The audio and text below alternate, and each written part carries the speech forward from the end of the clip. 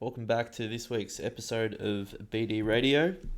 Today we are talking all things weight loss. So basically, this episode, I guess we're going to dispel a few myths as well as give you guys what we know works, as well as not what's our own ideas, but what's actually just generally endorsed by science. So hopefully at the end of this episode, you'll have a good idea of, I guess, what to believe, what not to believe, as well as maybe ways that you can analyze your own lifestyle if weight loss is a goal for you. Welcome, Dan. Thank you, Ben. So starting off, when people come to us and say they would like to lose weight, which is often, what is the first thing you tell clients? Well, you've gone off our sheet. Well, it was just a general idea. I wasn't ready for that, Ben, but thank you. Well, first we need to find out where they're currently at. So quite often people get carried away about the end result and tell me everything that they've done that's worked for them and all that kind of stuff. But what we really need to know is what they're currently doing. Yep. So once we have that assessment, we can then make changes moving forward. Yeah, so what we would typically get clients to do is start with a food diary. So we just, as Dan said, we want to establish a baseline. So what are you currently doing now so that we can then best advise changes that you would make to achieve a desired result? So we always say this to clients, like, weight loss in theory is very simple. And I'll explain why in a minute. But in practice is very difficult for a lot of people for reasons outside the theory. Like, it's not tough to understand that energy in, energy out. Like, it's a very simple theory, but where it gets lost is that food is not as simple as energy in, energy out. So this is where I guess we can shift to a little bit of a quick conversation on calories. So people will say, do I have to count calories? I don't want to. Not many of our clients want to count calories. Some people do want to, but it's something that they feel they have to do rather than want to do, I think. Yeah, I'm screwing up my face because I think a lot of people count calories. And while they do have their place, Ben and I often disagree about their place. Would it be more accurate to say that a lot of people count calories but they do it wrong? Would that be more accurate to say? Because I think I see that... They count them incorrectly? Yes. Is that what you're saying? Yes. So they're doing it, but they're not doing it as potentially as optimally as they could be doing it. And as a result, they're not quite getting what they thought they would out of it. Well, absolutely. People... Well, we know that as fact. But the audience might not. That's what we're explaining to them. Yeah.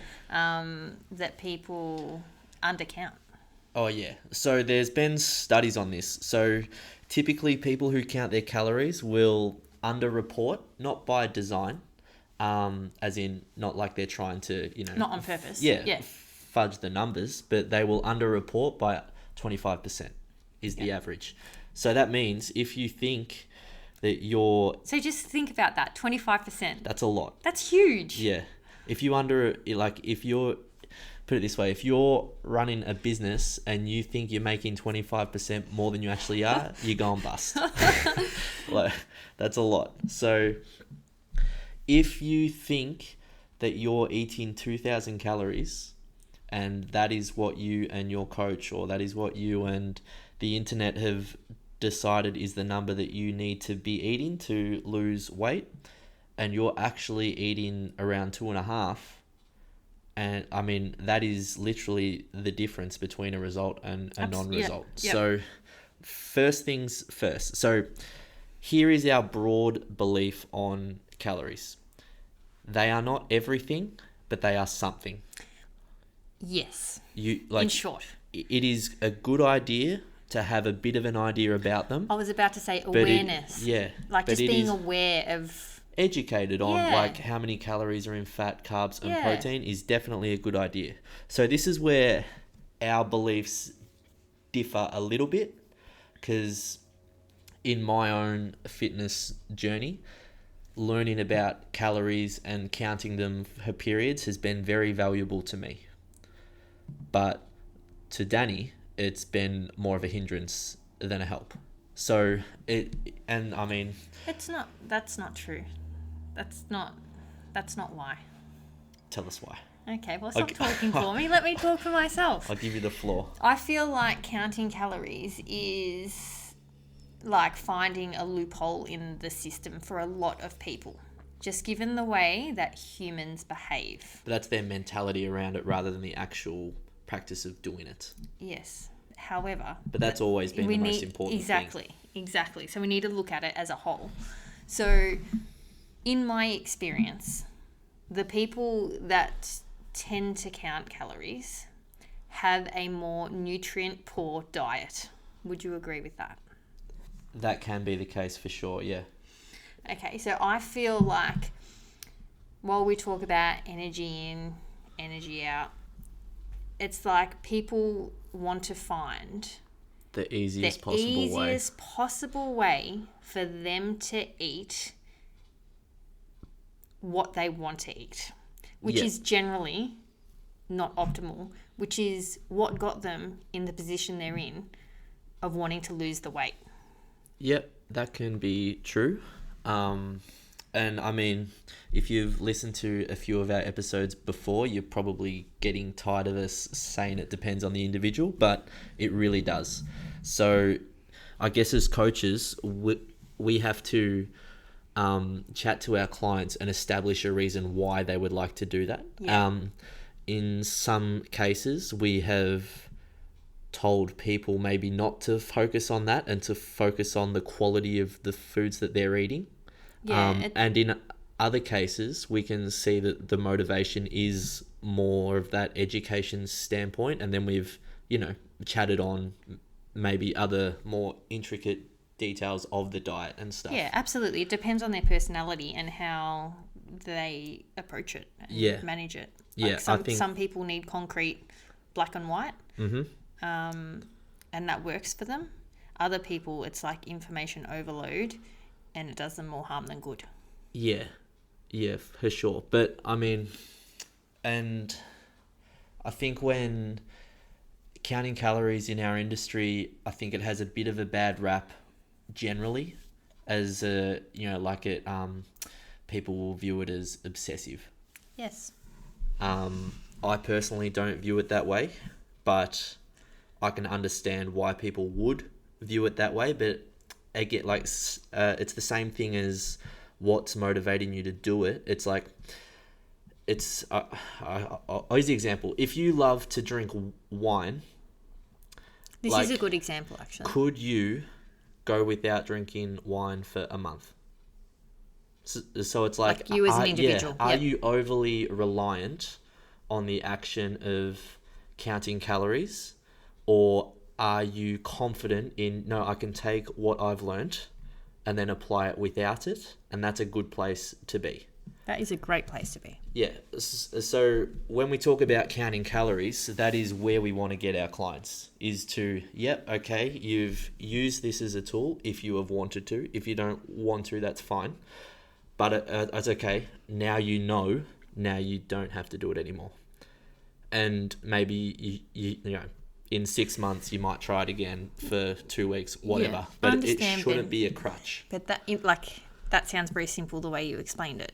But a lot of behaviors from the time you start counting calories, it's not just a switch for most people that they can turn it off. That's what I'm saying. Yeah. It does become like addictive behavior. And the behaviors tend to be, from my experience, from the small sample I have seen, they tend to be negative, self-sabotaging type behaviors.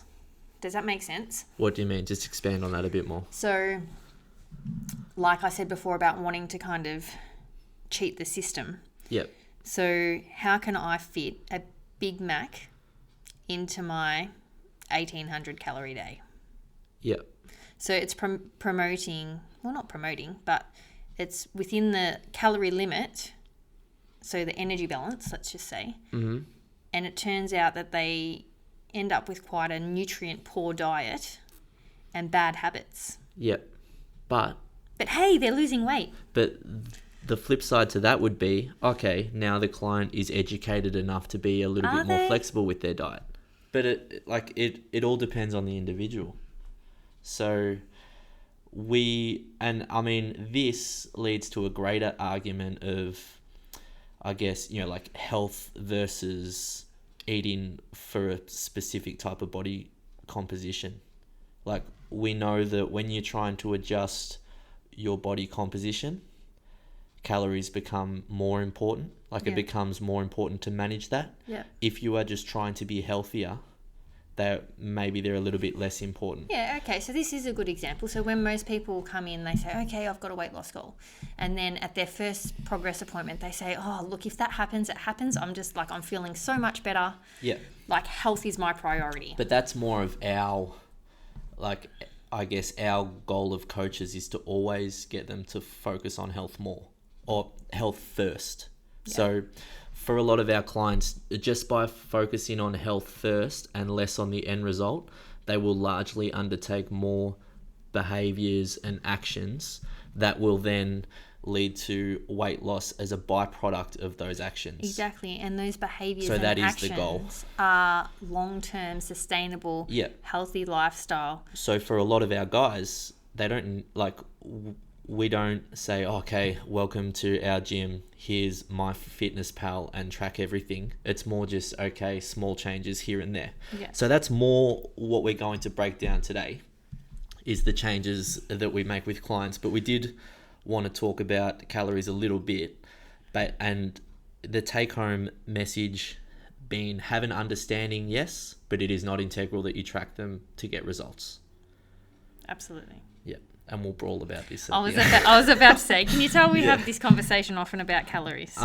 Yeah, and it's largely like, as we know, and you've probably heard us talk about this on the podcast before, there are so many ways to skin a cat, and the way that is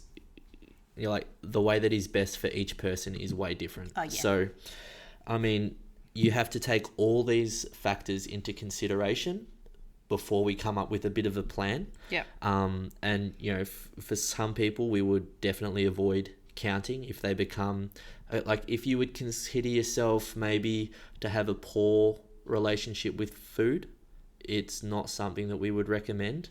If you're not a massive foodie and you are happy with eating the same things a lot, and you just you're more interested and inquisitive about the science, then yeah, it might be something that you can get away with and see really good results from. However, the one thing we don't disagree on is establishing that baseline, and that's Yep. the first thing. First thing, most important thing, yes, And often a thing. that people get wrong. Oh, So here's how they get it wrong. So when people come to us, progress appointment number 1, and we say, awesome, welcome aboard. For the first week, we want you to write down everything that you're eating.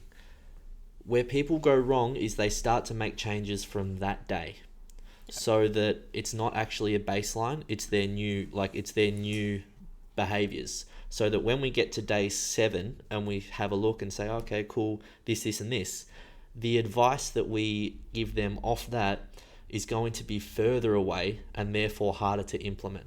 yeah. So it's really important that in establishing a baseline, you change nothing. Change nothing. Be honest with yourself. We don't as a coach, I have no expectation of what I'm going to see. I just want to help you improve on whatever that may be. Yes. So we hear this all the time. Oh, I don't want to let you down, or I was afraid of what you might think, and we understand. That's okay. That's a completely normal thing to think. But however, for this exercise, we need exactly what you're doing. Yeah. And actually, even if you say, if you've started and you're motivated, you can even say, normally at this time I would have cake, but I didn't because of this. Yeah. We don't want you to not change anything because you're I don't know, how am I going to say this? So if you are motivated and you've started and you're training in our classes and everything's great, or you're training online, and then it's like, oh, I would normally have a piece of cake here, but I don't want to because, I'm feeling good and I'm, motivated to get the result.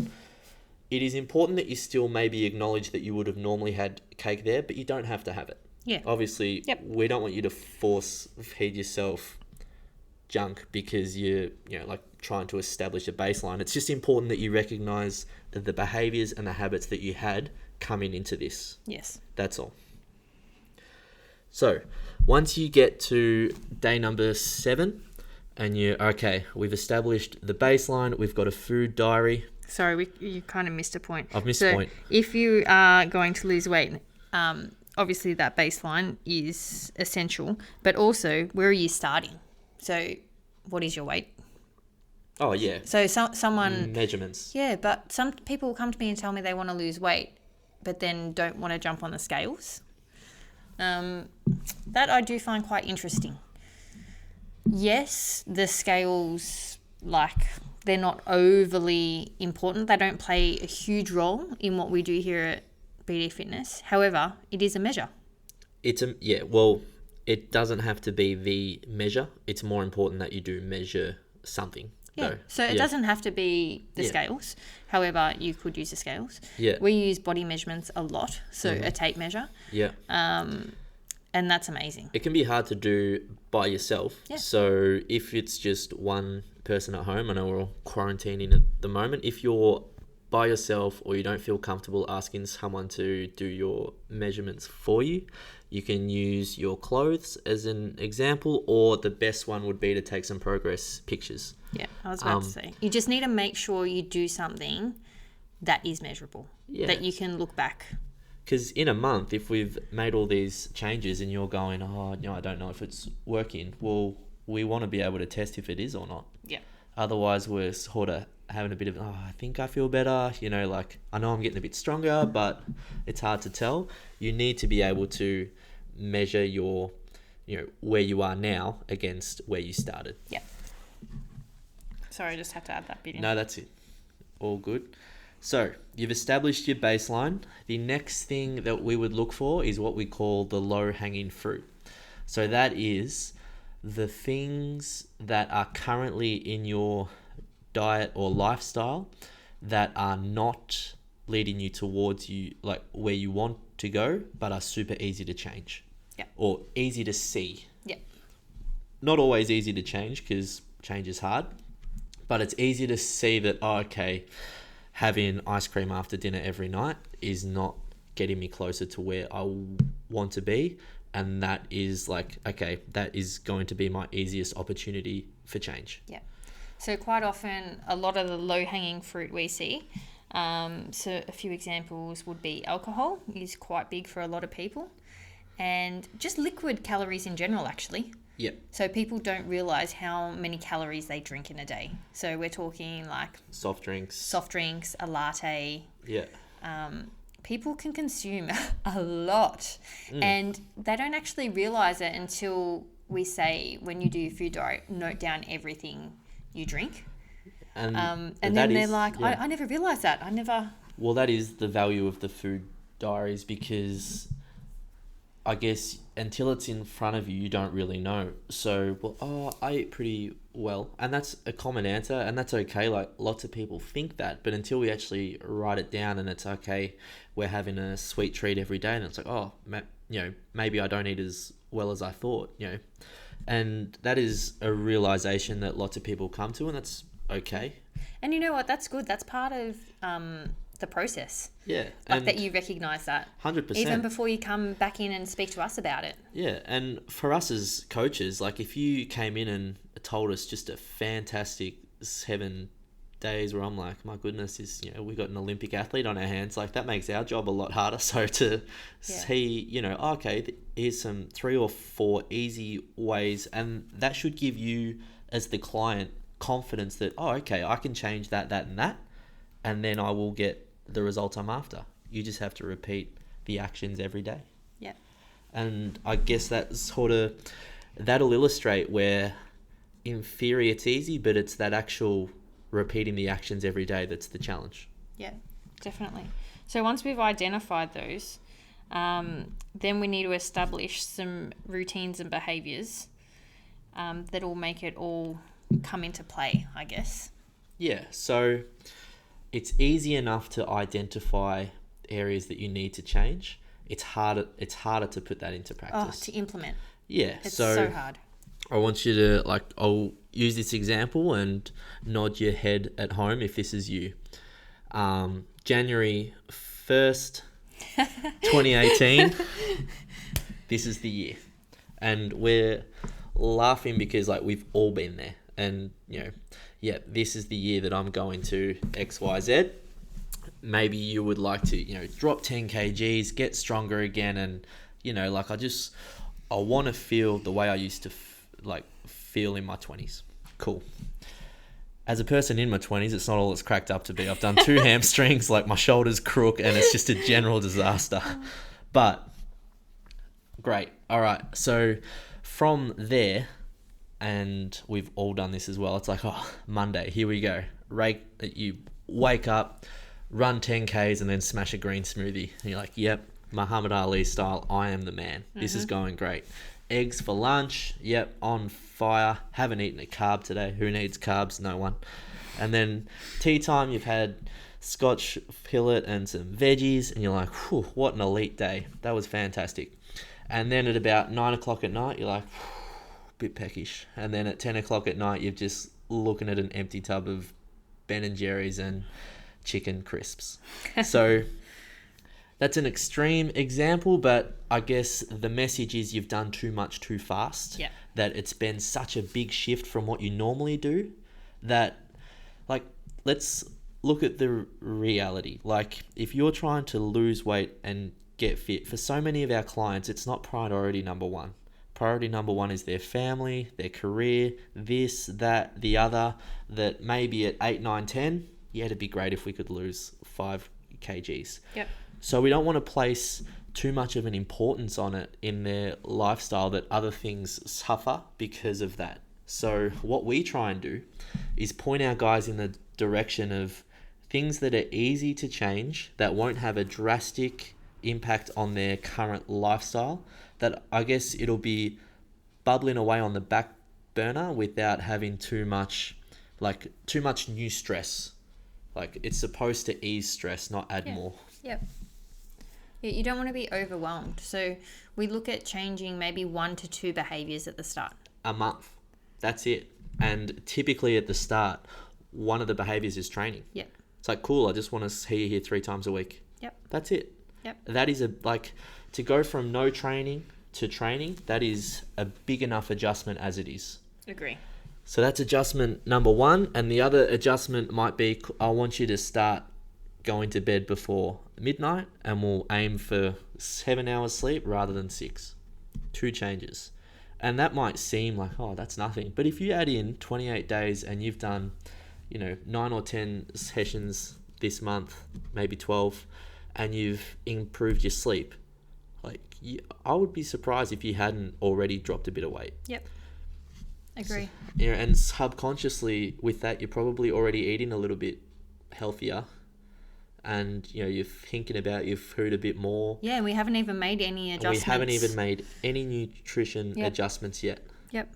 So people always say that. That's one thing I think we take away from that first progress appointment, is so many people say, I feel so much better, so I'm eating better than what I usually would. Yeah. And it's just amazing. That has nothing to do with us. Yeah, exactly. What the training does. Thanks for coming to BD. Okay, so let's just imagine we've got to progress appointment number 2 at the end of our 28 days, and we are, okay, cool, I'm 3 kgs lighter, maybe 2, maybe it's not even that much because scales aren't the best measure and you're a little bit underwhelmed at how much weight you've lost, but you've feeling fantastic and your measurements are down a lot. Perfect. So again, what have we come back to? We've come back to measuring. Yeah. So if you get to the progress appointment and you're like, I'm feeling good, but I didn't really worry about my food too much. I didn't change anything.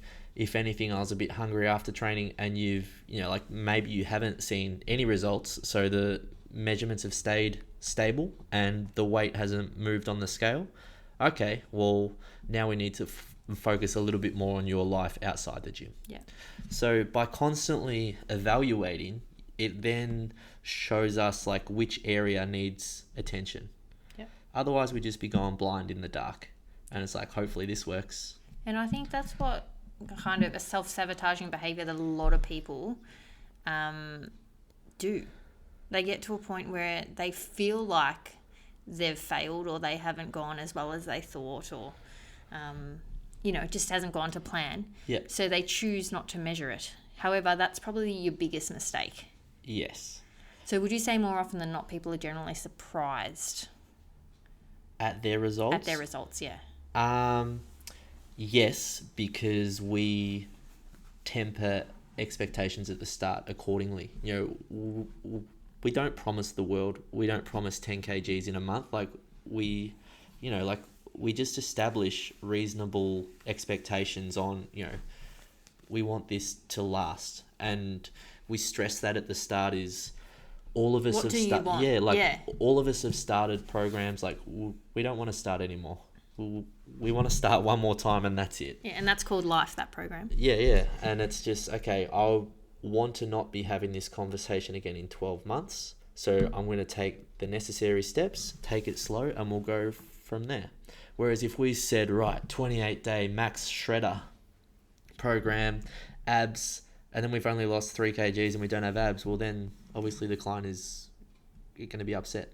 So we don't want to, we want our guys to be happy with their progress, but we also want their progress to be fast enough where they're still motivated to continue. If that is still the goal, which often it shifts for a lot of our guys, is the goal from how they look to how they feel. And that's ultimately what's most important to us, is we want our clients to feel good about what they can do. Like if they want to go for a hike, they can. If they want to ride their bikes, they can. At the moment in quarantine, we're getting a lot of guys who are focusing a bit more on their running. And although running isn't a big part of our training, it's still, we still train the same energy systems, and people are often surprised at how much our training carries over to their aerobic work. So we want to celebrate the physical achievements of our clients and focus a little bit less on the end goal. Yeah. And it makes it a lot easier. Yeah, absolutely. That's been a really nice thing I've noticed, that people are actually, because we're doing different things, they're able to see just how much it has transferred into their lifestyles, and just things they do now that are second nature. And people like going for runs. So how many clients always say to us, "Oh, I hate running in a workout. Hate running. Oh, hate it. Hate running." And now everyone's going out for runs and sending us selfies and their times, and it's just that's incredible. Really good. It's really good. Yeah, you guys should be really proud of that if you are listening. But something I just want to leave you with is. Well, we've got more to talk about. She just wants to inject it into the conversation. Okay. Yeah. Coming back to that management, you cannot manage what you can't measure. Yeah.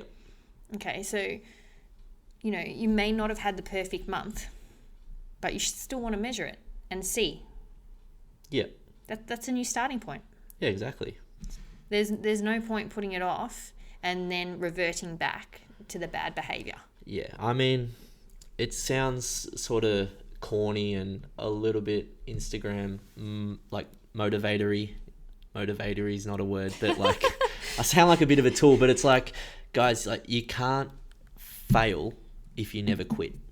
So as soon as you throw in the towel, it's fail. Yeah. But if you never throw in the towel, well then you're just constantly in the process, and that's all right. We can just optimize the process. Yeah. So as soon as you stop, that's the only time that you've done anything wrong. if that makes sense. Like you really just basically have to stick at it. Yeah. And I mean, if we have a client and we've established a couple of things, you know, all right, let's use an example. So they have a sweet treat after dinner. We're going to try and cut that, and we're going to swap it for fruit. And we've got them swapping their breakfast from cereal and milk to hard-boiled eggs and a slice of toast. And that would be like fairly typical of changes that we would make. If they, like if they're able to do that for a month and continue with their training and continue to evolve, like you will get results. Absolutely. It's as simple as that. Like the only time people don't get results is if something else has crept in, you know, so it'd be like, yeah, I've cut out... talking about a different behaviour. Yeah, that's right. So it'd be like, okay, I've cut out the sweets after dinner, but I'm now having a muffin in the morning. Like, this is where we talk about energy balance and calories. Like, there is no way to lose weight unless you're in a calorie deficit. So although you don't need to count, you still need to be in a deficit. So, you know, the change of eating a tub of Ben & Jerry's after dinner to having watermelon, if we're talking about that calorically, a tub of Ben & Jerry's is anywhere in between 1,000 to 1,200 calories in a tub. This is very relevant to Ben, can I just say? and no, but like I just want to give the example of how we create an energy deficit. So we now swap that 1,200 to watermelon, which is extremely low calorie. And delicious. And delicious, if you get the right one. I'm hit or miss with my selection on watermelon. But I will have a stack of it and it'll be 300 calories max. Yeah. So there's your deficit right there. That's that 800 calorie deficit. And that is what we're looking to do. So, like, it's not like, oh, I can't have ice cream ever again. No, you can. You just need to understand that if I'm trying to lose weight, eating foods high in calories, like with lots of carbs and sugar that, you know, like won't overly fill me up much, it's going to make my job a lot harder. So that's why Danny's sort of talking about the nutrient quality of your diet. And why we focus on the quality of diet a lot is if we can typically get people to, and I'm using like quotation marks with my fingers, eat healthier, you know, like eat more lean proteins, vegetables, you know, carbs after training, but like good quality sources of food. Typically that is often enough to put them in an energy deficit from where they currently are. Exactly. So that's where I guess you need to know that calories aren't everything. They are something, but there are many ways for each individual to achieve an energy deficit. Yeah. So like that's the principle. The principle is energy balance, and that will never change. What will change is the method, and that's what people sell, and that's the diets and the paleo and the fasting and the this. Like they all do the same thing. Calorie deficit. Okay? So once you have adjusted everything you need to adjust, how long until you know if it's working? And this is where it depends from person to person, but you should be able to see some progress in maybe 2 to 3 weeks. And I'm talking about measurable progress, like not look in the mirror and I'm leaner. It's like, no, like you should be able to see through the measurements and on the scale. Also, it's probably a good time to mention like healthy weight loss as well. Oh yeah, for sure. So like 0.5 kilo to 1 kilo a week is the absolute maximum. So the kilo is the absolute maximum that you want to lose. Yeah. Obviously that relates to, I guess, your starting point, but as a general idea, like if we're talking sustainable, so not putting it back on, so not going on like a shake diet or anything like that. Yeah. If we're talking about sustainable weight loss. Yeah. Yeah, and that is, I mean, that's the conversation that we have with clients at the start, so that if we get to a month and they've lost 2 kgs, perfect. Awesome. Perfect. Like celebrate that, whereas people are like hunting those big numbers. Well, I think also that's because we watch The Biggest Loser on TV and, you know, in a week they lose 11 kgs, but Those people We are have no- morbidly yeah. obese, guys. We have no clients who are that large. So percentage wise, it's comparable. Yeah, and also like their lifestyle changes are not Yes. too simple, habitual. Yeah. So I mean, Like they're training insane amounts after training, not at all, and they've had their entire diet change. So please don't look at those shows and think that that's something.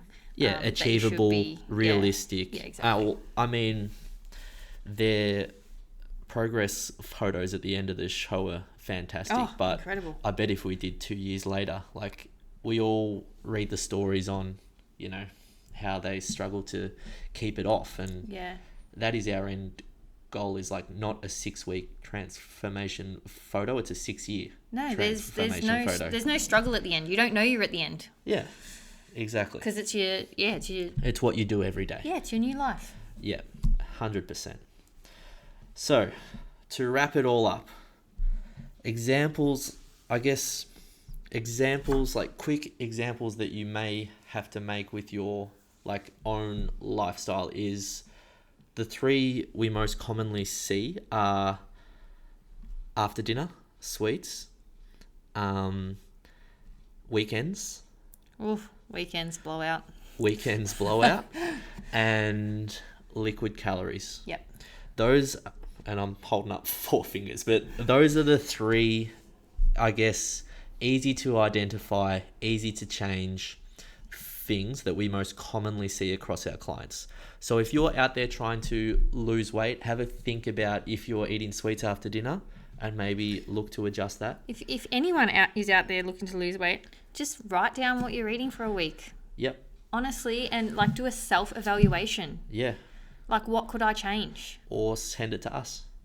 Feel free to do that. Yep. But yes, that establishing Sometimes a it's baseline. hard to tell someone else. Whereas, if you're not at that stage yet, that's okay. Oh, 100%. There's no wrong way to go about it, I guess. It's just everyone's on their own journey and have their own challenges, and the industry and what leads people down these roads, like it's so broad that it's extremely individual. And I guess today we've tried to paint a bit of a general picture and talk about the generalities of what we commonly see, but in that everyone has their own things that they need to work on, adjust, evaluate. So Yeah, and that is where value comes in of a coach. 100%. Like, we look at every individual person Yeah. as an individual. Well, I guess, this is a good time. There is no female 170 centimeters tall and weighs 80 kilos. Yeah, please don't get your, ideas of what will work for you off just an article off the internet. Yep. So, if ever you were going to, I guess, invest in yourself and, if you're really motivated to make change, then hiring a coach for a period is a really good idea. Yeah.